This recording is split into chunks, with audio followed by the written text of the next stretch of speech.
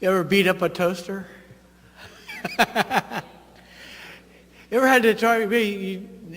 She brought up about putting the bread in there. Why isn't this thing working? And you get angry about it. You go, what? Hit it? Maybe, whatever. And you get all upset, and then all of a sudden, you realize you don't have the thing plugged in. You ever been there? I mean, seriously. I mean, maybe something else, something else that you get upset with, and you find out that, I'm not connected with it. We're going to be joining together, if you give you an opportunity to find it, Matthew's Gospel, chapter 10. Matthew's Gospel, chapter 10, and you can go there. Give you a chance. There are pew Bibles there. Excuse me, chapter 20. Chapter 20. Chapter 20. We're all called to serve. Service. What comes to your mind if I say that word? Serve. We've been talking about over last week and now this week again, the idea that Jesus said that a student is not above his teacher, nor the master, the servant above his master, but they would be like the teacher, like the master. So there's things that Jesus would want us to do and act because he's the teacher, right? He wants us to live out our life. And one of those areas that we're going to be sharing is concerning service. Serving like Jesus. Like teacher, like disciple. We are to display that it's a discipline as well, reflecting the service. So there are things that sometimes it hinders us from serving people, And a lot of it has to do with what's in our head about the person, or the people. Maybe a hindrance of what we expect. If I do something, we expect something back for that person. And that's not a good thing. That hinders service and genuine service as Jesus would serve. The expectation. I think we struggle with that because I think there are times in which we do things and we want a response. In my own life, there are people I've sought to serve and help and so forth, and there was a time where I got really upset. The fact that they didn't even say thank you. And I got convicted about that because I got so upset about it that they didn't say thank you. Look what I did for them. And realizing that for me, and the question was, why was I doing it anyway? And seeking to help and respond if that was the motivation for me to doing it. And it's conviction of God's Spirit in me that said, oh, no, you're wrong. Why are you should be doing it? It's not for the response. It's not for the assumption that somebody's going to act and respond a certain way because I've done in service.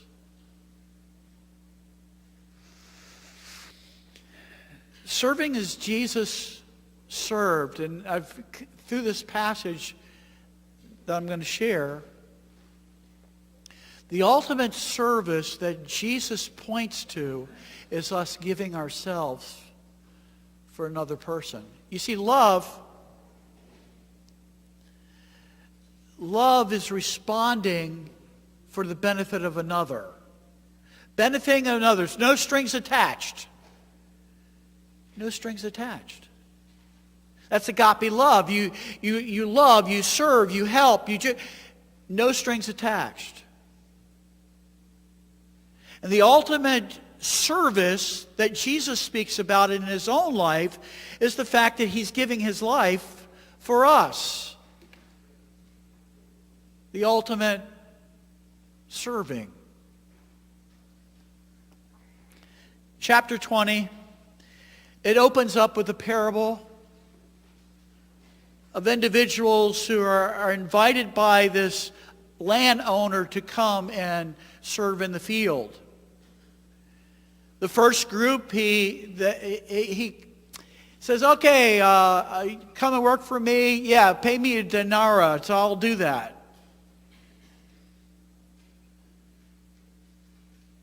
Next, the time wasn't going on, and he invites along the way more people, more individuals to join them, so that at the end of the day, when payment comes, paying for what the work, he ends up starting with the last one hired, coming to work in the field,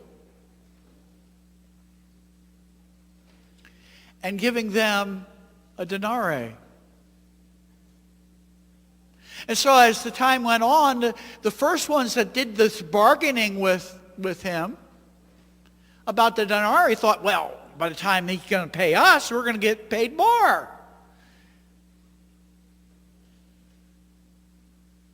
And so they came, and he gives them a denarius. And they get upset and angry. Well, why are you upset? That's what you agreed to. I'm doing the right thing. Aren't I allowed to use, if these others get the same as you, that's up to me. The landowner said. And Jesus concludes, after all this,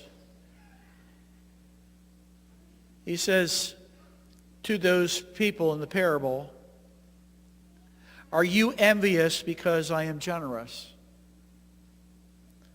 So the last will be first, and the first be last. The difference is, in that first person, they bargained. They didn't trust the generosity of the landowner to do what is right. So they're expecting something back in return. And when they are expecting, their expectations change because they saw the other ones. After this parable, Jesus tries to really open up what he's heading to. And he's trying to get his disciples to understand what's about to happen in him. And so beginning with verse 17.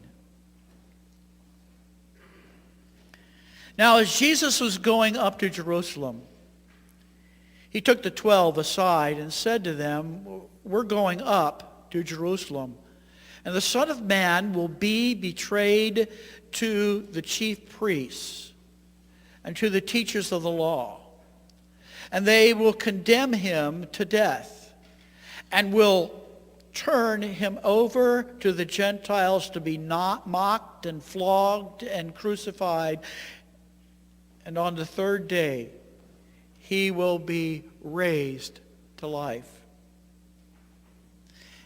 Now, apparently, what happens next is, I guess they don't really hear this, because what happens next is, be part of the kingdom here. Verse 20. The mother of Zebedee's sons came to Jesus with her sons, and kneeling down, and asked a favor of him. What do you want?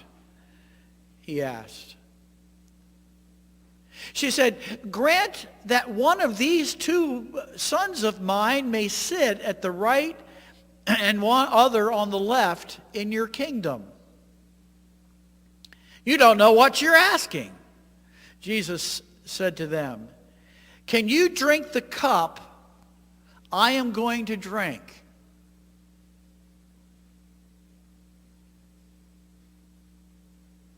You hear that? What's the question?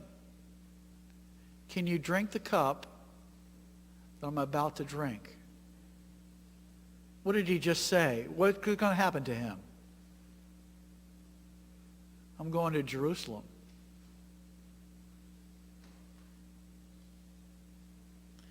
But they say, we can. They answered. Jesus said to them, you will indeed drink my cup, but to sit on my right hand or left is not for me to grant. These places belong to those whom they have been prepared by my Father. And so when the 10 heard about this, they were indignant with the two brothers. Now, get this. They're overhearing this conversation, and the other 10 are getting upset. Why? What are they upset about? Was it because they didn't come up with the idea first? I don't know. Maybe they didn't. They thought to themselves, well, I don't have a mom that would do that. This is a good idea. The kingdom, be in that position in the kingdom. And they're upset about the other ones. I don't think they're upset necessarily because they saw that they were making a mistake. Because they had a desire in their own heart, possibly, that they wanted a position too. And the reason I say this is what Jesus begins to say. Jesus called them together and said, you know the rulers of the Gentile lord over it, over them. And their high officials exercise authority over them. Not so with you. Instead, whatever wants to become great among you must be your servant. And whoever wants to be first must be your slave. Just as, now this is how we are to be like our teacher as a student. Notice, just as the Son of Man did not come to be served, but to serve, and to give his life as a ransom for many.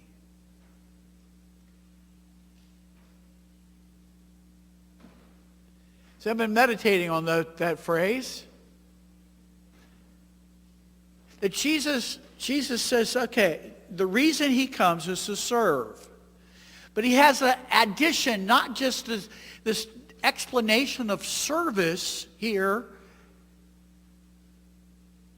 He also includes this idea that he's giving himself completely in service. His life on behalf of another, for us. The question is very obvious that Jesus makes to James and John.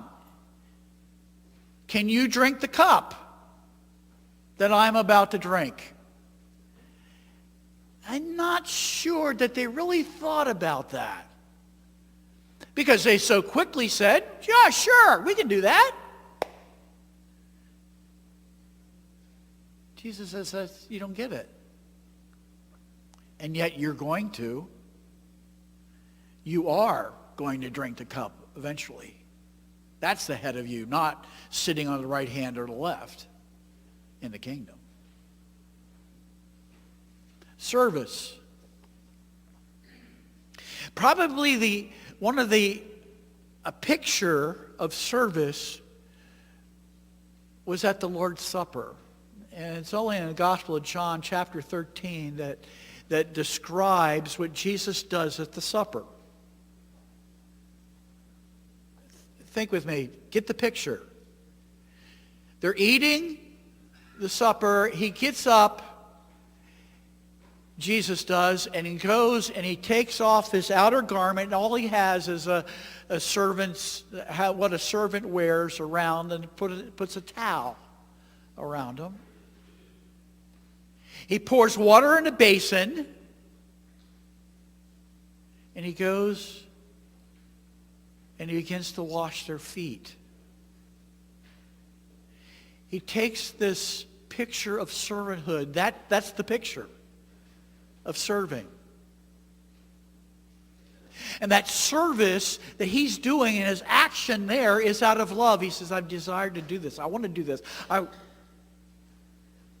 And we, like Peter, could say, Jesus, wash my feet too. Wash my feet. And yet he desires, the desire for us to display, be so transformed in our heart by his Spirit that we're displaying the same attitude. That's the point of Philippians 2. He comes in the form of a servant, in our likeness, it says. And he humbles himself and becomes obedient unto death, even the death of the cross, which is the ultimate service. Him giving himself on the okay? So can you get your head in there? It's our head that's the thing that prevents us from doing and actually acting that way towards others. It's our thinking. We have to change the way we think about other people. What prevents us from serving somebody else? So sometimes it's their appearance, right? Oh, not that person. It's their appearance. We make judgment on the outside. That prevents me from serving them. You see? But what does the Scripture say? God looks on the inward appearance, not on the outward appearance. We already mentioned one thing that prevents us sometimes of serving is that we have an expectation that we're going to get some type of response. And we presume that this is the way they're going to act towards us. I'm doing this good thing, and they're going to be so happy. They're not even, oh, you're just such a wonderful person. That was a problem. That was a problem with the Pharisees. What did they give to the needy? Jesus said they're standing up and they're giving to the needy in order to be seen by men. How good they are, how wonderful they are. That's the thing that prevents that from happening, by the way, is giving in secret. It prevents that whole attitude. Meeting the need. Serving. Now, if we are cultivating that in us, that aspect of our teacher in us, serve as Jesus served, even to the extent, and that's tough, even of laying down our lives for somebody else. Not because of who they are or because of what they might do, but that's the character of Jesus. It's the character of Jesus. Now, let's play that out in our minds.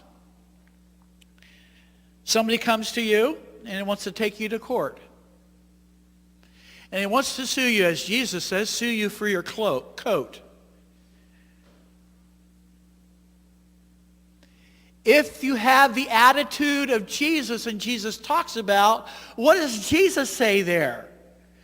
If you have the servant attitude, the heart, you see, you're going to give him the cloak too.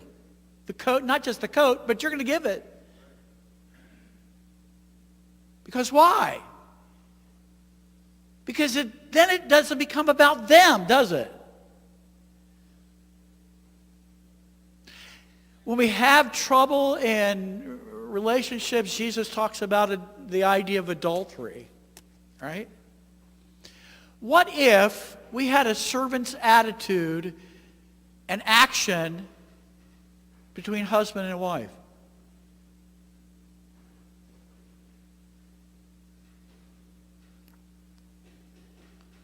I'm working on it, honey. What if we had that between us in our home? The servant attitude, developing and practicing being a servant like Jesus.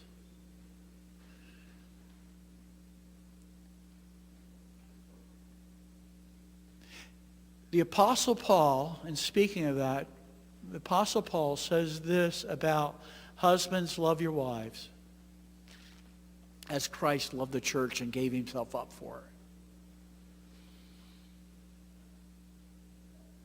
The ultimate servanthood. Lay down your life for another.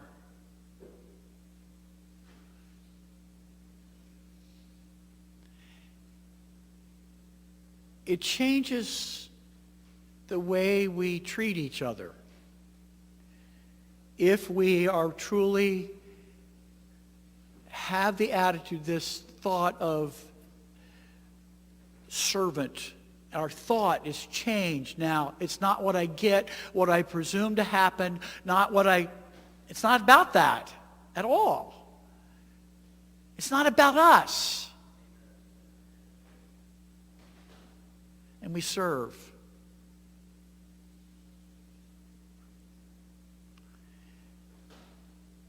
And I think it's not something that a lot of these other things that Jesus did, and attitudes that he shared, and things that he did. Jesus responded to need. How did he do that? He didn't ask questions about it. The scripture time and time again says he saw the person. He saw the crowd, and he says they're like sheep that's gone off. And it says he's moved with compassion to do something about it. He sees people, not people with their mess. He sees people, not their stuff, not their mess, not their life. He sees people. He doesn't see an alcoholic. He sees a person whom he gave his life for. He doesn't see somebody that has a drug problem, an issue with drugs and addiction. He doesn't see that person. He sees a person that Jesus himself gave himself for.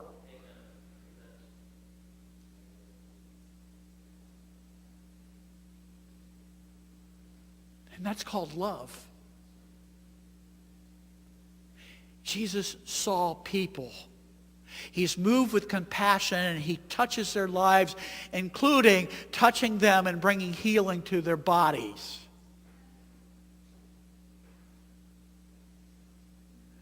Bringing reconciliation. Bringing hope.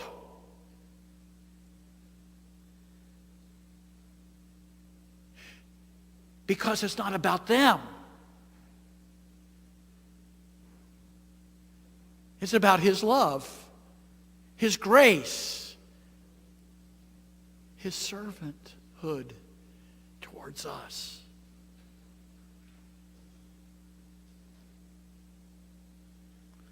If we would just allow the Spirit of God to continue to transform our heart, because that's where it's got to be, inside.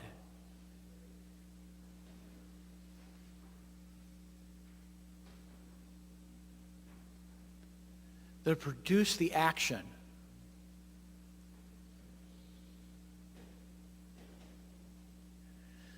When we talk about love, love isn't just something we say. Shouldn't be something we say.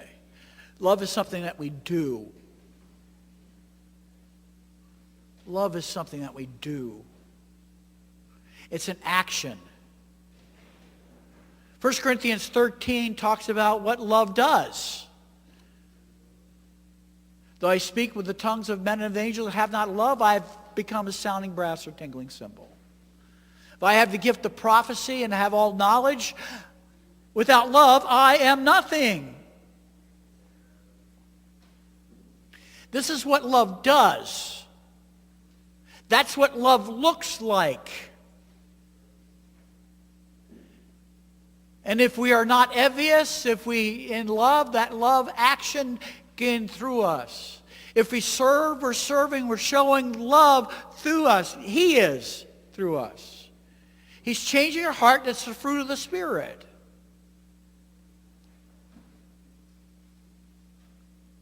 And the change has to begin inside of us to become like our teacher, our disciple, a follower of Jesus. It's called practice.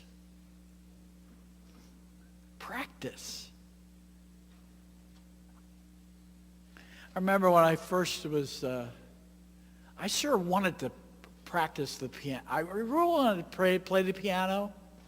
So my folks ended up finding a piano teacher. Of course, one of my teachers was Pastor Delmer Van Horn at one point. But this was before him. And the problem that I had and not doing a good job because I said go to the lessons and want to play or whatever. Yeah, I was supposed to be practicing this piece or whatever for, be ready for the lesson. Didn't do a good job at that. And in fact, it got to the place where I really don't want to do this anymore. I don't want to practice. Don't want to practice. And I started resenting even going to the lessons because it was more of an effort, It's because I didn't practice because I didn't want to really go. I mean, really. Later on, I kind of regret it that we actually ended up dropping piano and playing the piano, and I'm thankful for Pastor Delmer for a while. He put up with me when he came to Washington, D.C. He was music background and that kind of thing in Washington. But here it is. It's practice. We cannot grow. Not just playing the piano or doing better in piano lessons and that kind of thing, but our growth in our spiritual walk, our walk with Jesus. We cannot grow unless we are willing to practice what he says. And if you're a perfectionist, you're not going to get it. Because you're going to try really hard to do certain things, and you know what the scripture says, and you try really hard to do them, and you're a perfectionist. Oh, I didn't get that one right again. I should have loved that person more. I should have acted this way or this attitude.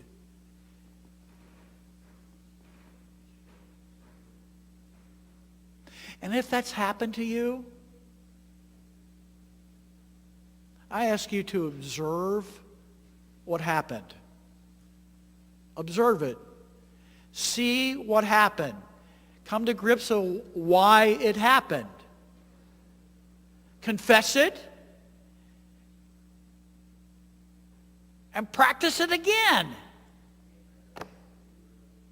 Because that's the only way. With the Spirit of God inside, causing us to grow inwardly inside, it eventually comes out, by the way. When we're changed inwardly, people are going to know the difference. Just like anybody that knows there are certain piano players or those that are really concert pianists. You know how much they practice? They don't just stop. They practice and they practice. And they continue to practice. You keep practicing. But the reality is that when they stop practicing, then everybody knows it. Everybody knows it.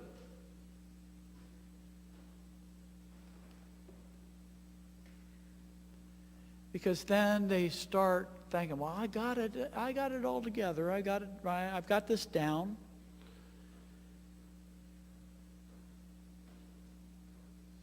So if you're struggling in that area and you're seeking the Lord to change the heart, He's the one that changes. He's the one that transforms our heart. His spirit with our spirit, our human spirit, begins to do that work in us.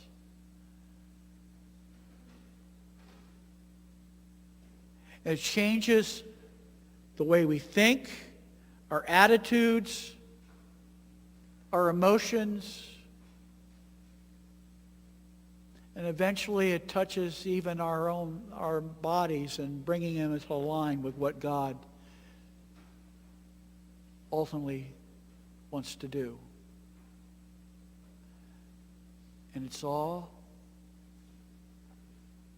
not earning, but it is making an effort. We don't practice and seek to practice in order to earn anything. Our Father's approval. Get His attention, I'm going to do this, expecting God to do something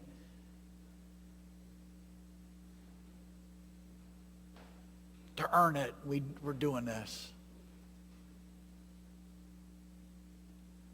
But the reality is, we are called in relationship with Him and following Jesus, that we are in partnership with Him, the promise. And in that partnership, that we get changed inwardly, transformed in spirit, reminding us that we are His child. And in that relationship begins to change the way we think and our attitudes and our heart and our relationships.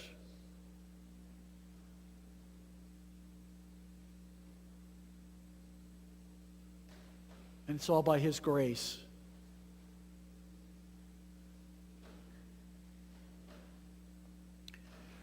God's grace in us is the ability to live a life that we could not possibly live by ourselves. And our life, and as a follower and in relationship to Jesus,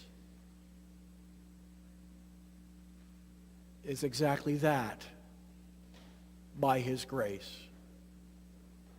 And serving,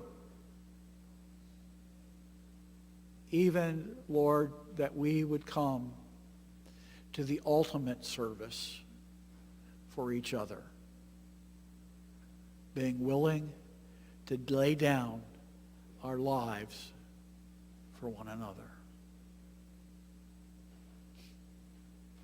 That's the heart of Jesus.